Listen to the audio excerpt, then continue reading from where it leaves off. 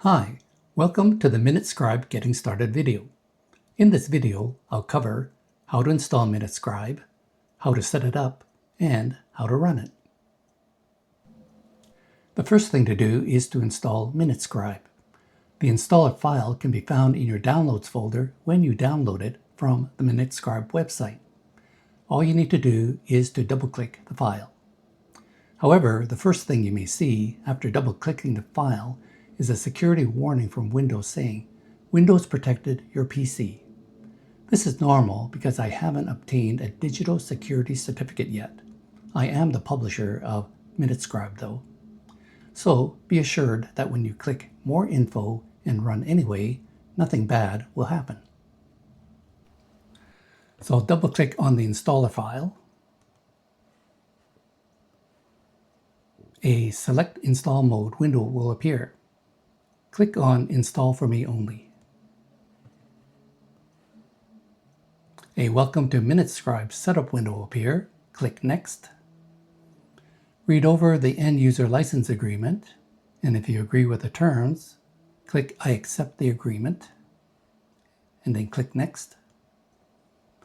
Now all the MinuteScribe files will be copied to your document folder under a MinuteScribe folder. And then click Install. And we'll wait for a couple minutes for the files to be copied over.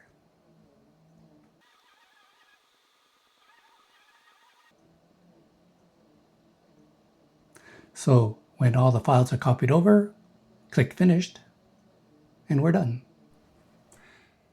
Once all the MinuteScribe files are installed, you'll find the MinuteScribe shortcut on your desktop. To start MinuteScribe, double-click the icon.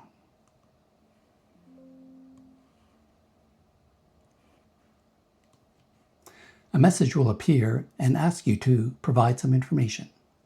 Click OK. Notepad will open with two files. In the first file, enter your organization's name. I'll just put in a fictitious name here.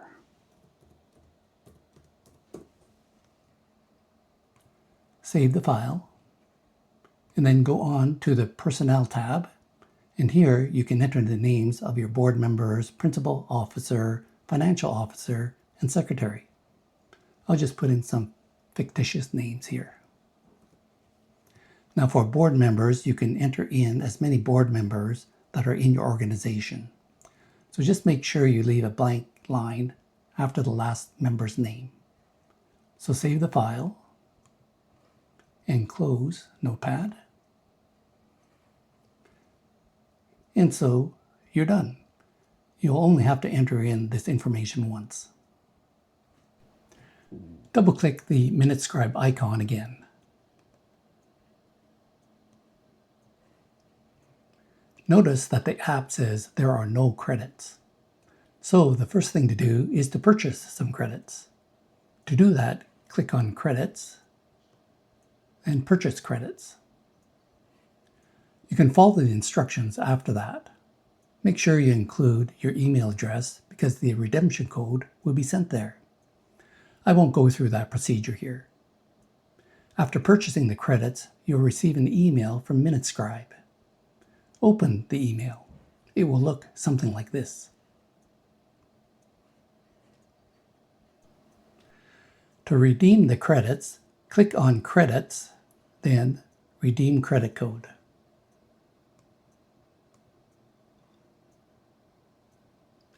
Go to your email and copy the redemption code.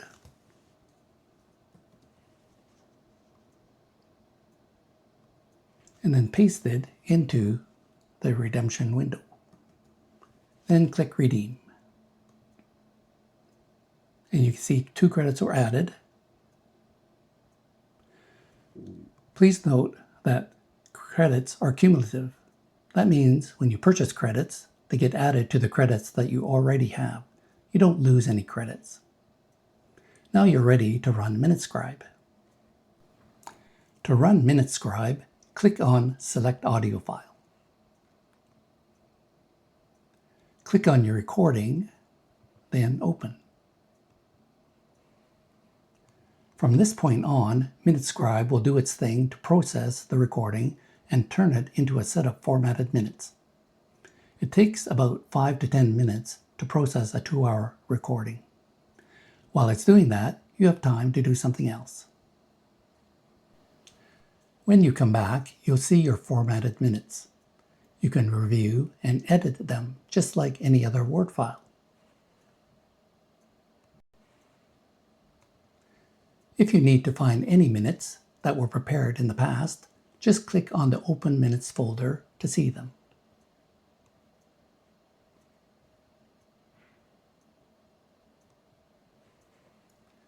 If you need help with anything, just click Help, and it will take you to the Help section on the website.